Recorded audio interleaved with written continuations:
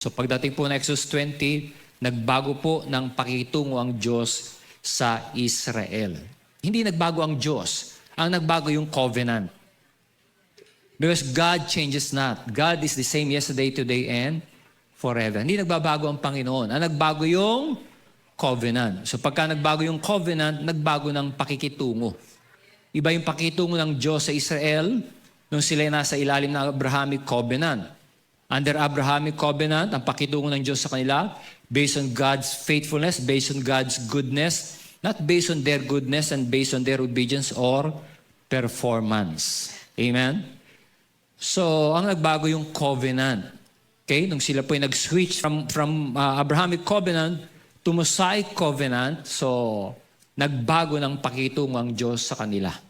Amen? Ang trato ng Diyos sa kanila based on their obedience. Obey and be blessed, disobey, and you will be cursed. You will be punished. Amen?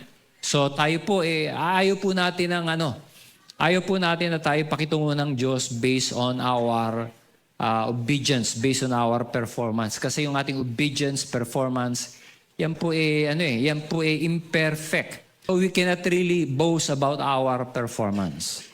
We can't really boast about our obedience. We can boast about obedience and the perfect performance of our Lord Jesus Christ. Amen.